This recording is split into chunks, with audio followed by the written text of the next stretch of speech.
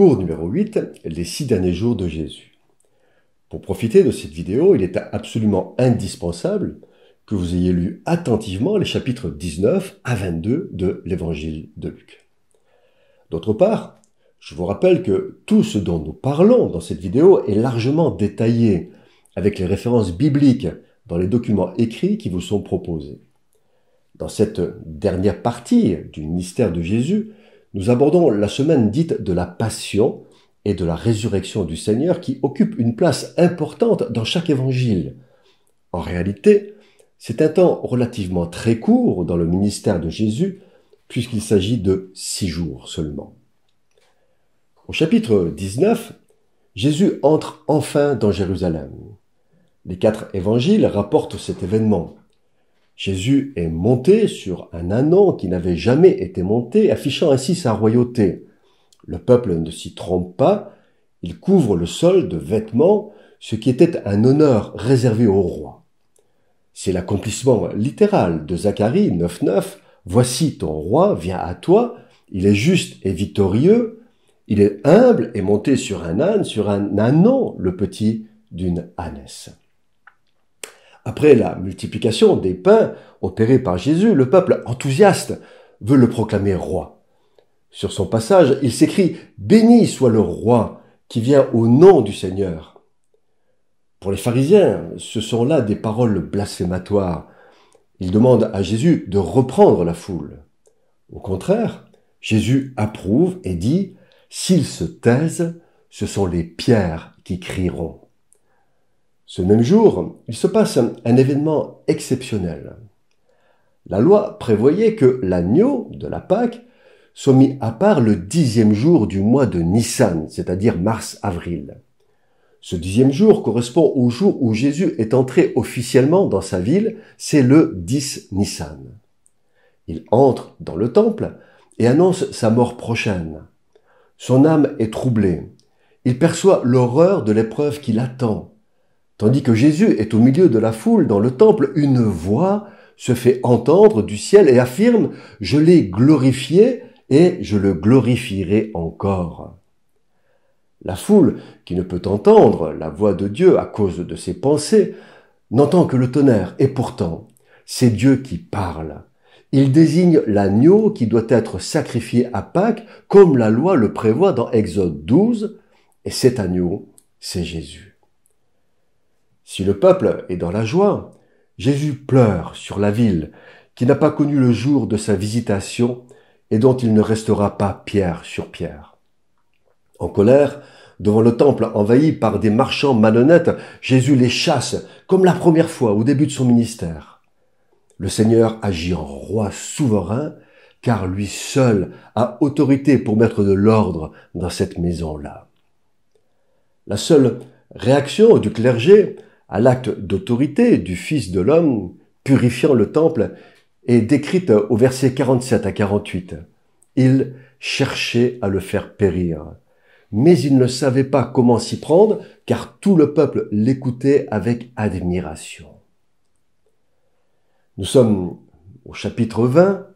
Pendant les quelques jours qui précèdent son arrestation, Jésus ne se lasse pas de témoigner de la vérité, en s'opposant à la fausse piété et en enseignant ses disciples.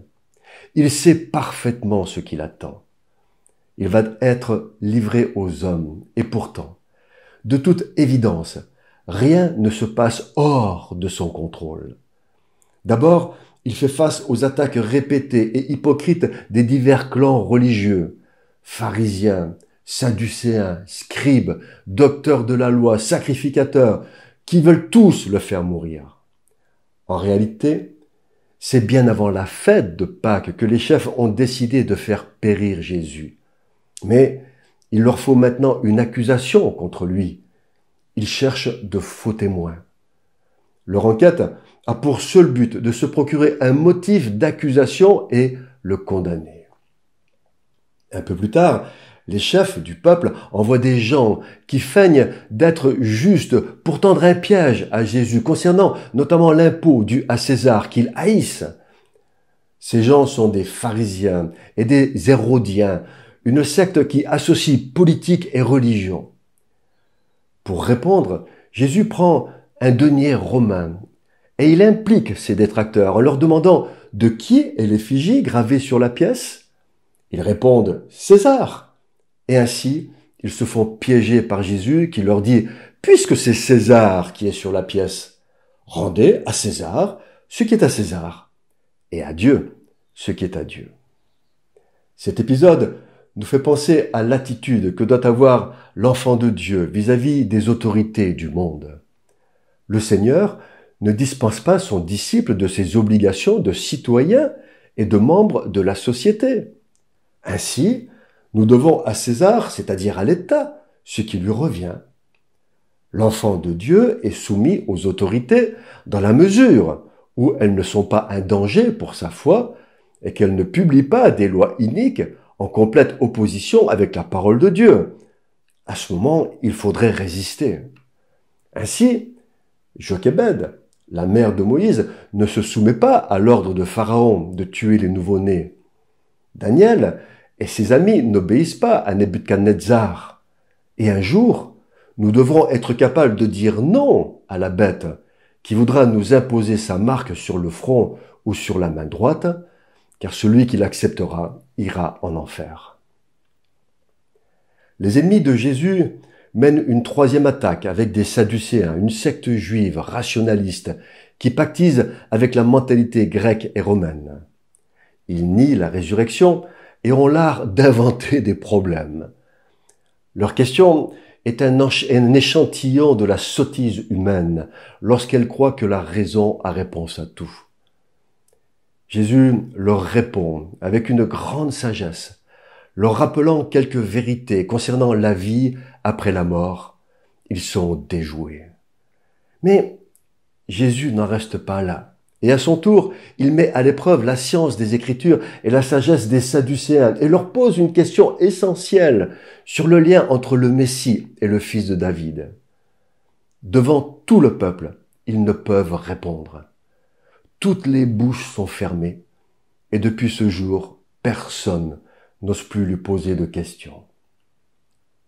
Nous sommes au chapitre 21 qui commence ainsi. Jésus, ayant levé les yeux, vit les riches qui mettaient leurs offrandes dans un tronc. Il voit aussi une pauvre veuve qui y mettait 2 petites pièces. Et il dit, en vérité, cette pauvre veuve a mis plus que tous les autres, car elle a mis tout ce qu'elle avait pour vivre. Rien n'échappe au Seigneur, et particulièrement les offrandes que nous lui consacrons. Il les connaît toutes. C'est un avertissement solennel à quiconque croit qu'il peut dissimuler quoi que ce soit aux yeux de Dieu, parce que tout est nu et découvert aux yeux de celui à qui nous devons rendre compte. Oui, un jour, nous devrons rendre des comptes à Dieu de ce que nous avons fait des dons, des biens et du temps qu'il nous a accordés. Toujours au chapitre 21, nous voyons que la préoccupation des disciples est toujours le royaume de Dieu sous sa forme judaïque, c'est-à-dire un royaume matériel et une gouvernance divine, alors que Jésus s'évertue à leur faire comprendre que la vision prophétique du royaume, ce n'est pas cela. Il veut les préparer aux grands changements qui vont se produire, tels que la ruine de Jérusalem et la dispersion d'Israël parmi les nations. Il leur dit, prenez garde, que vous ne soyez séduits, car plusieurs viendront sous mon nom. Satan va se livrer dans le champ du royaume de Dieu, en prêchant un autre évangile, avec de faux apôtres, et beaucoup se détourneront de la foi authentique pour se tourner vers des fables. Toutefois, le Seigneur dit encore, ne soyez pas effrayés. Ceux qui veillent sur ma parole et prient seront debout quand paraîtra le Fils de l'homme. Dans les versets 12 à 33 du chapitre 21, Jésus prononce 4 mots très importants qui sont « mais avant tout cela ». Il dit « avant tout cela ». Vous aurez à subir l'opposition et la persécution de vos propres compatriotes.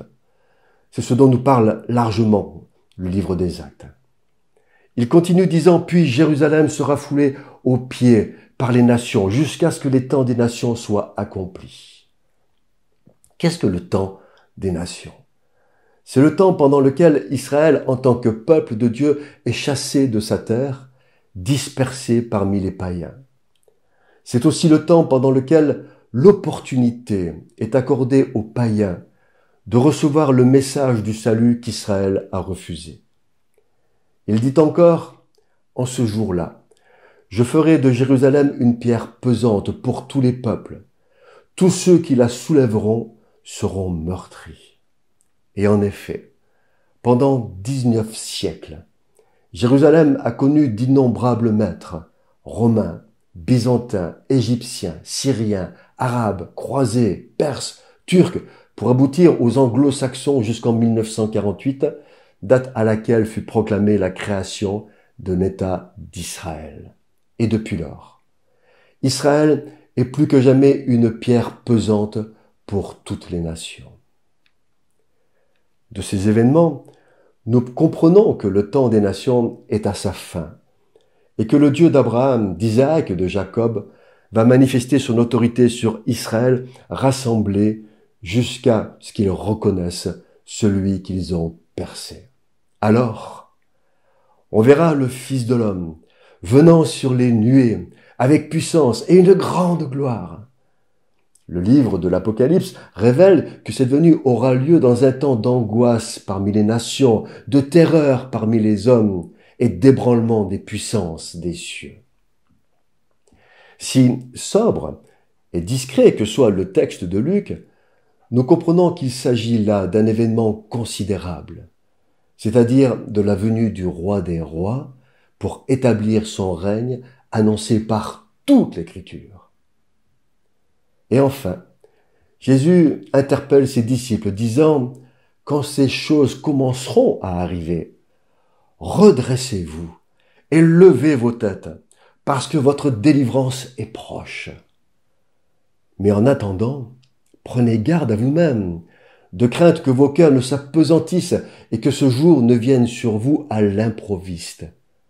Veillez donc et priez en tout temps. Veillez donc et priez en tout temps. » Nous arrivons maintenant au chapitre 22, qui marque le commencement de ce que nous appelons la passion de notre Seigneur Jésus-Christ. L'heure est venue où le Fils de l'homme, après avoir vécu sa vie d'homme parfait, va s'humilier lui-même jusqu'à la mort, même jusqu'à la mort de la croix. Il faut comprendre que le Seigneur entre maintenant dans son ministère de victime expiatoire pour nos péchés. Ses disciples peuvent l'aimer, l'admirer et lui assurer qu'ils sont prêts à mourir avec lui. En réalité, il ne peut être que seul, car lui seul est l'agneau de Dieu qui peut expier nos fautes. Durant ces jours de la passion, les hommes et Satan semblent être maîtres de la situation et accomplir leurs desseins. En réalité, c'est lui qui dirige. C'est lui qui donne sa vie volontairement à l'heure fixée par Dieu en accomplissement des prophéties. À mesure que s'approche la condamnation de Jésus, les disciples sont incapables de comprendre. Ils sont faibles, médiocres et même lâches.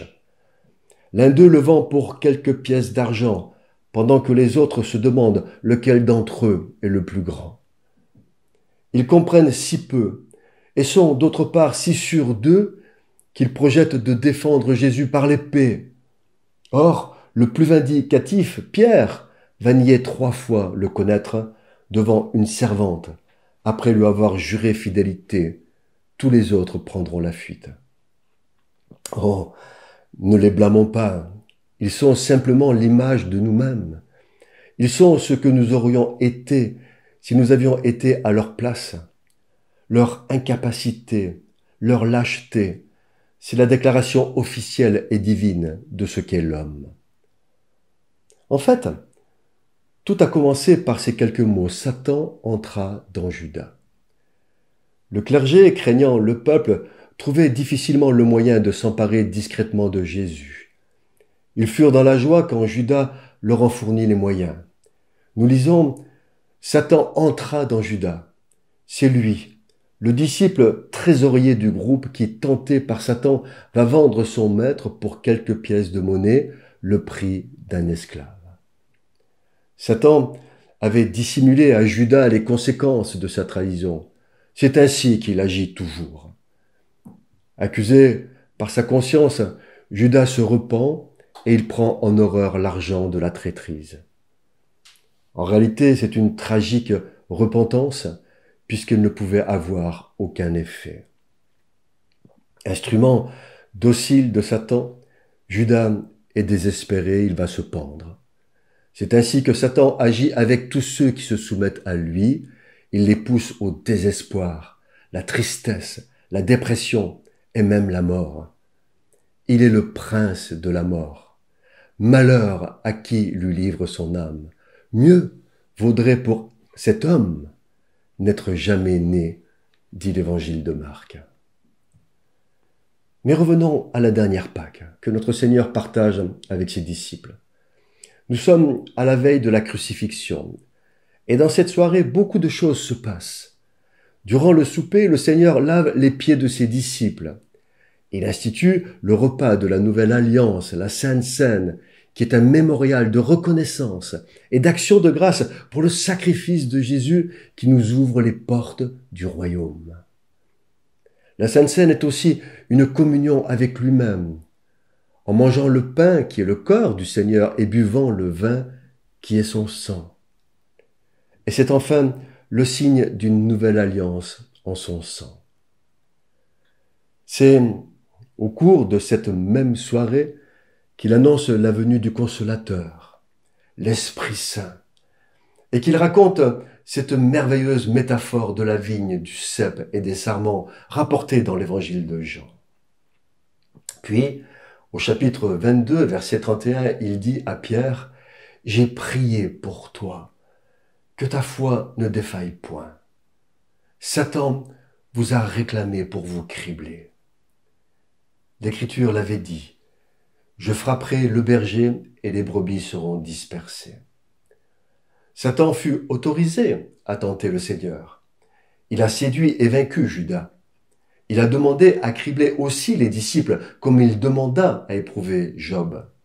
Mais Dieu est fidèle, et si les épreuves ne manquent pas dans la vie des disciples de Jésus, il les en délivre toujours.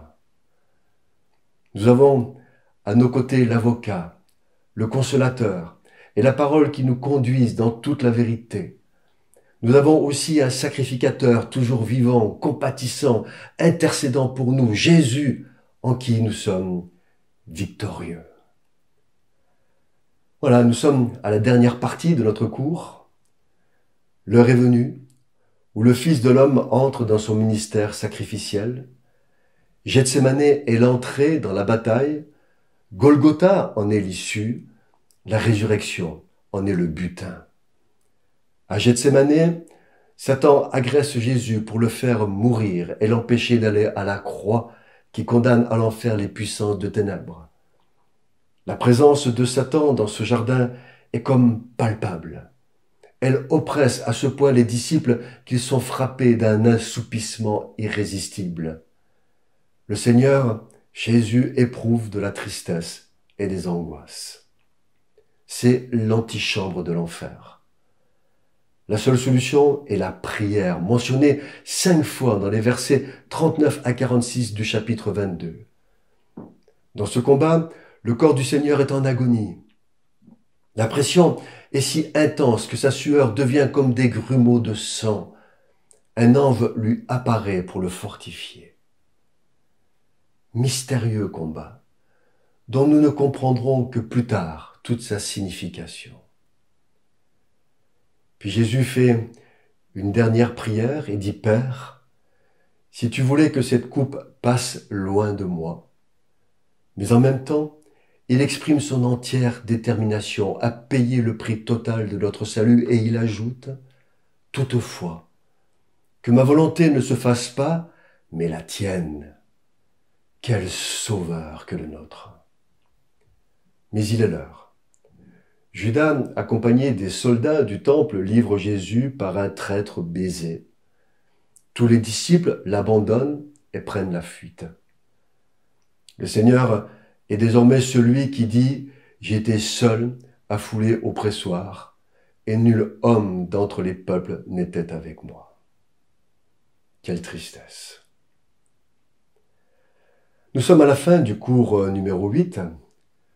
Je vous invite, avant de suivre la prochaine et dernière vidéo, à lire très attentivement les chapitres de 22 à 24 de l'évangile de Luc.